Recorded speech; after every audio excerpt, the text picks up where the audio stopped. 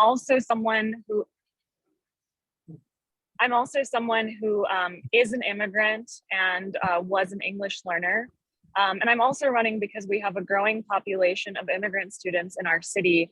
And there also is no one on the board who has that lived experience or even experience teaching students who are English learners. And one of the things that I've found in speaking with community members, speaking with students, parents, and teachers, not only my students that I taught at Digital, many of whom have been helping out with my campaign in various ways, but also from the students that I continue to work with and that I've spoken to for the past several years. One of the things that I've come to realize is that some of the practices that we could put into place to make our school system friendlier for our immigrant families would actually help all of our families. So just to give you an example of this, right now, if you want to testify in front of the school board and you want to have your voice heard as a family member, you need to either go physically to North Avenue and you need to have signed up to speak during a 1 hour time slot. And if you make that 1 hour time slot, then you get 3 minutes to speak in person in English in that one location. Or more recently, there have been virtual options available. But again, you need to be available to speak at a particular time and in a particular venue. But if we have heard that family engagement has been a challenge for the district. So what I would like to see happen is that the school board meetings are actually held in various communities around the city, communities like yours, communities like mine up in Penn Lucie and Northeast Baltimore, and in ways that are culturally responsive and that actually promote a flow of information back and forth so that the board isn't operating as a sole expert that's making policies and then families can sort of weigh in at the end. And actually what I do for a living now is I'm an education consultant with Education Elements. So I work with school districts around the country and I help them find ways to make their processes more inclusive and more accessible for families and students so that families, students, educators, and community members actually have a voice when those decisions are being made. They are the ones who are contributing to our strategic planning. They have a say in how our money is being spent, how our budget is being spent.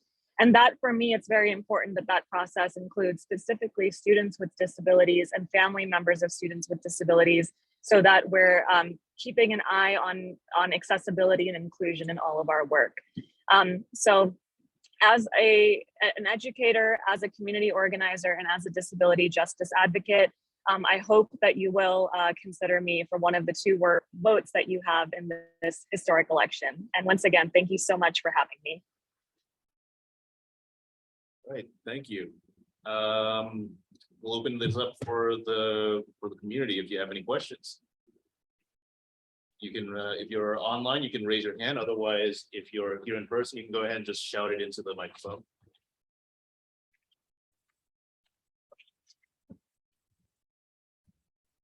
Oh, I thought Steve was walking over to the microphone. No, sorry, I don't have any questions. Do we? Oh, was that in the chat? So while we're waiting for that, I have a question. So actually, I have two questions, but we'll start with the first one. You know, obviously, in the past 2 years, we've had to deal with the difficulties of continuing our children's education during the pandemic. What are your views on sort of learning opportunities that have been lost and how we can make up for that time? Yeah, that's a great question. One of the things that I worked on during the pandemic, I was a member of the of Communities Closing the Urban Digital Divide, which was an organization from several urban cities around the country, including Baltimore. And we fought for policies that would make it so that our students had digital equity, so they had access to the resources that they needed in the technology and internet infrastructure in their homes to be able to work from home and to receive instruction that way. I think we all know that we still have a long ways to go in terms of digital equity, and at this point, we know that the toll from learning that in many cases didn't happen the way it should have during the pandemic is something that we're now sort of in recovery mode. So as far as what we do to address those gaps, One of the things that I worked on, so throughout the majority of the pandemic, I was actually based at the State Department of Education in our special ed division. And we were supporting districts with recovery planning specifically for students with disabilities. And what that process looks like is you use data to determine, what was the level of students' progress before they went into learning that was online, and then what happened to that rate of progress. Did it slow down? Did it increase? In many cases, it did slow down. And so then, what compensatory services need to be provided, and how can we address the specific skills that were lost? And so what we found in a lot of cases is in some areas, students actually did exhibit growth. For example, a lot of students' reading levels actually increased at a higher rate during the pandemic than they did before. And that was because a lot of teachers sent books home and audiobooks home with students, and they were able to practice reading on their own at home. But then when it came to things like using what they learned in the reading, using textual evidence to support an argument that they wrote in an essay, we saw a gap in those specific skills because that required a degree of direct instruction that was much harder to provide online.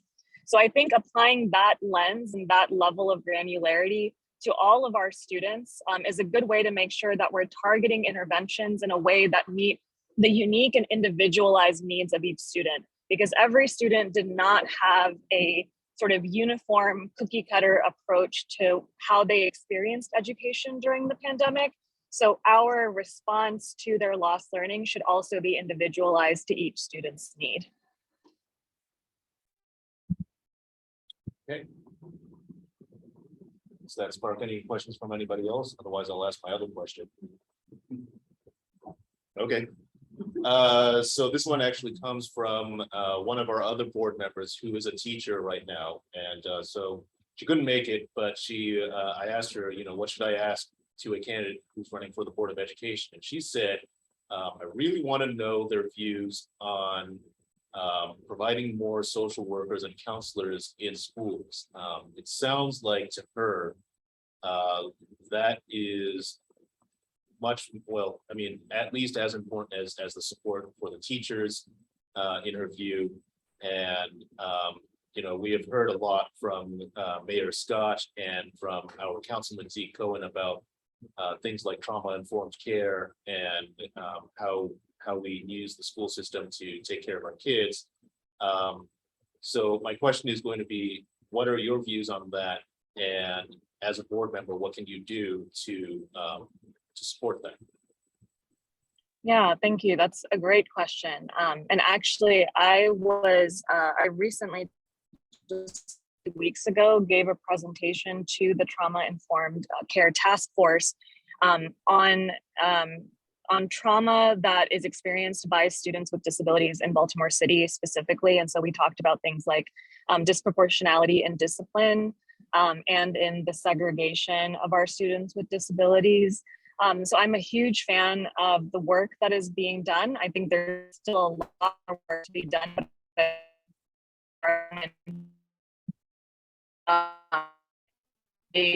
Is something that we should all definitely be proud of and need to contribute to and build on. As far as the question about social workers and counselors in schools, can you all still hear me? You all froze for a second, so I just want to make sure. You did drop out for a second, great. But you're back. Okay, thank you. So I actually recently received the endorsement from Schools Not Jails Maryland, and part of counselors and mental health providers and social workers in schools. I absolutely think that we need to increase the number of mental health providers in our schools. And I know that one of the reasons, and we're currently not at our recommended staffing ratio. So there are a number of organizations that recommend what the ratio should be of mental health providers to students. We are far below that ratio in city schools. And so I am in favor of trying to fill that gap. And I think one of the things that we need to do in order to fill that gap is we need to address the recruitment and hiring of those staff. And so really thinking long-term about partnering with our local institutes of higher education and really marketing school psychology and school social work as rewarding careers where there is a lot of need, and making sure that we have a pipeline of talented and committed professionals who can provide those services to our students, not just this year, but 10 and even 20 years down the line. So 100% in favor of increasing that number. And I'm really looking forward to thinking creatively about ways that we can meet that gap in staffing. Okay, I think Ashley has just walked in, and yeah, I just want to check. So Ashley, if you could just talk a little bit, and we just want to make sure the microphone is picking up your voice.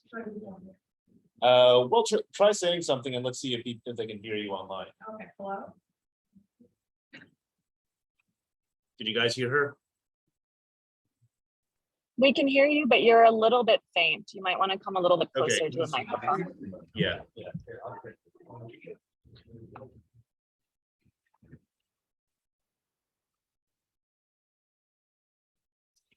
And this laptop right here is the camera. So if you want to be in view of people, you'll just right over there. This is the mic, but it'll pick you up. Okay, Just, project a little bit. okay. Hi, everybody. I'm Ashley Esposito. I'm a mom from Southwest Baltimore, and I currently work for Department of Human Services, and I've been working with agencies that provide wraparound services since I was 17 years old. And part of the reason why I got into that work is I'm a former foster care youth. And I also have an adverse childhood experience score of 7 out of 10. And what that really means is that, individuals that have higher ACE scores, it doesn't impact your health, it does impact your quality of life. And my goal is to speak for those students who are most at risk for having high ACE scores, and see what we can do within the school system to prevent them from having like higher ACE scores. And so I've done a lot of community work in Violetville, and we've really created a democratized process where my neighbors are able to like give feedback, and we really build the solutions together. So I want to bring that experience to the school board. And I've been actively involved with coalitions, trying to work on some of the issues from the outside. And part of the reason why I'm running is that a lot of the work that we were doing just died at the school board level. And so it was really apparent to a lot of the coalitions that I was working with that we needed allies on the school board in order to give a voice to the parents and all these community members that were showing up.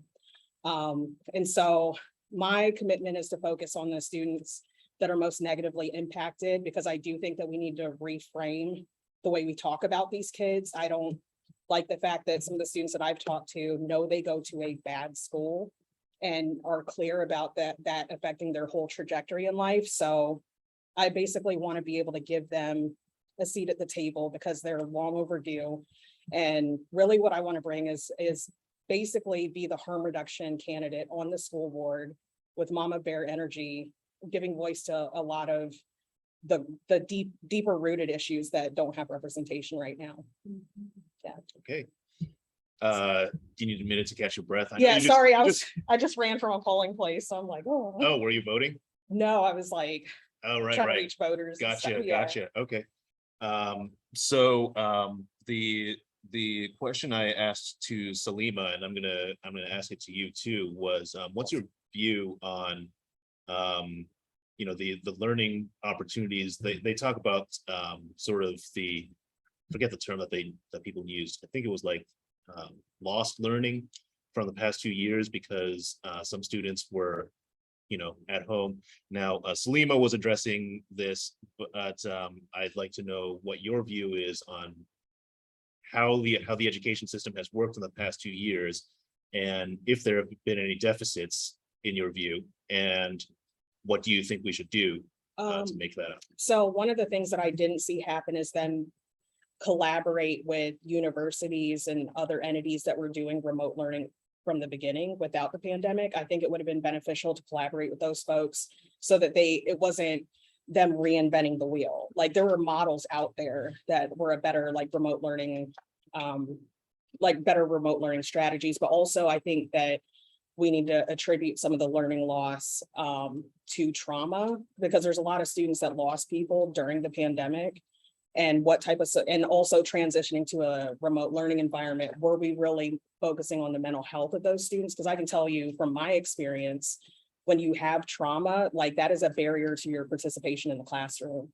So to expect students going through a pandemic and possibly having lost family members or have new family members that have disabilities now, there's so many other things. I don't think that I see the learning loss being put on the teachers and whether or not they were efficient in like teaching, but that was like a new experience for everybody. So, but I do think that part of the solution is to offer resources now, like rather than just talking about it. Like I went to a school that offered night school.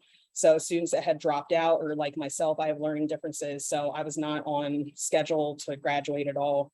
I actually graduated with a 1.4 GPA for all 4 years, but night school was the only thing that kind of like filled the gap and made it possible for me to graduate from high school. So there's things like that. They could definitely do better recruitment with mentors, because I'm a future ready mentor and an I mentor for Baltimore City Public Schools, and there aren't enough of us, because I do, especially future ready, because that's more like college focused. So I think there's a lot they can do there. Okay, great. And just gonna pause one more time to see if there's anybody who has any questions for either of our two guests tonight. Okay, I'm sure we'll also have some one-on-one conversations when since you're here in person. So Salimah and Ashley, I've actually received some literature from both of you. It looks like the two of you are running together, and as I've said before at the intro, voters can pick two candidates, so we can in fact vote for both of you. Yes. Is that correct? Yes. Okay. Yes, and we are not running against each other. yeah, sorry, I was gonna, yes, I wanted to clarify that too. Ashley is a wonderful candidate, and I think we balance each other out really well, and I think you can see that in some of our policies and stories that we've shared. And Ernest, if it's okay for me to add one more thing that I remembered from one of your questions. I just wanted to let you all know that Ashley and I have both been endorsed by the Baltimore Teachers Union, the American Federation of Teachers, and the AFL-CIO, and by your councilman, Zeke Cohen, as well as Delegate Robin Lewis. So really, really honored to have that support, and hope that we can earn your support as well. I have a question. What's the AFL-CIO? Okay, for the people online, the question was, what is the AFL-CIO? Okay, go ahead. I think the AFL-CIO, well, not I think, I know. Yeah, it's Huh? It's like the umbrella of all the unions. Yeah, all the unions that fall under like AFT, like my union, I'm a MPEC member, like through the state of Maryland. So yeah, like they are basically, all those unions came together to do this vote. So it's probably one of the hardest union endorsements to get, in my opinion. Okay. All right, great. Well, Ashley, since you're here, you get to have some cream puffs. Oh, yeah. We brought them in for you. And oh, hey. And yeah, we'll just take this to the community announcements portion of the meeting. As I said, we might end a little bit early so that if anybody wants to go see Tom Perez over at the park, you can. But I know Larry's here. He's going to want to give an announcement, right? Yes, I guess so. I said you put it that way. Yeah. Okay. I'm Larry Nunley, and I am your liaison for the District 1. And I just wanted to say we are in the process of actually having street sweeping coming back. I was about to make an announcement about that. Yeah, tell us about it. For July 13th to August 12th will be the just the time in which you'll all have the opportunity to know exactly what's going on with street sweeping. Starting on August 13th, we will move to start street sweeping. If you live in a neighborhood where you don't have street sweeping, you can actually apply for it, but you have to have 60% of your street that wants street sweeping. We find that some people don't want it because they don't want to move their cars. There will be the last 5 days, which will be about the 7th through the 12th, will be a more of a communication to people, letting them know that on the 13th, if you don't move your car, you'll be getting tickets. So if there are signs up, you also need to know, and people have asked me, well, how do I find out if they're actually coming to my neighborhood? Look on your calendars and it will tell you exactly the days in which they are coming unless there are signs up. Basically, we are looking at continuing to do the same type of street sweeping that we've done in the past. But again, if you're interested in having street sweeping in your neighborhood, there is a form that I can get to you. I'm going to give you my name. Usually I'm virtual, so my name and all of my information is in the chat. So I'll give it to you and do it slowly. It is Larry, Larry .Nunley. That's N as in nut, U nut, Ley. Good, I had somebody laugh. Great. All right. That's at Baltimore City, and Baltimore City is one word, .gov, G-O-V. Now, any DPW issues or concerns that you may have, I want you to email me. I'm going to give you a telephone number as well. Telephone number is 443-615-2626. 443-615-2626. If some of you have a number that starts with 534, that is still applicable. That is my personal cell. The other is my job cell. But I want you to know that I want you to call me on any given time when you're dealing with some issues. All I ask you to do is call 311 first, get your confirmation number, and then you can text me or email me, but I need a few things. I need your name, your phone number, your address, along with that email and what the issue is. Many times, if I'm not in the office, I cannot go into that confirmation number and find out exactly what you're talking about. So any help that you can give me on that, I would really appreciate it. And I would do my honest best to try to get you some answers on your issues, whether they're old or new. So I look forward to working with all of you. I'm back. I've been out a month. I wasn't sick or anything. I just had 25 days to use or lose. And I got fortunate enough to use them before the month ran out. What'd you do? I went home and saw a brand new, I say home, went to Chicago, saw a brand new young lady named Ruby, who is my granddaughter. She was born a preemie, so I had to wait a month to go see her. She is in excellent condition now. And I told my son, we're gonna have to go out and do some kind of athletic work, exercise or something, so that we can battle the men that are going to be knocking on this door. Larry, is this your first grandchild? No, it's my third. My Okay. oldest son has gave me a grandson and a granddaughter, and they're in Florida, and my youngest is in Chicago. So, Okay, yes, Congrats. thank you all. congratulations. All right. And her name is Ruby, the gym. Okay. We had Vince Andrews just walk in here and he asked to address the community for a bit. So Vince, the floor is yours. Thank you, Ernest. Thank you. So the Neighborhood Association, of course, Vince Andrews running for state delegate. Election season is here. That's why we're all coming around. But I think it's important to note that this doesn't stop, right? We, of course, are folks who are running for elected office.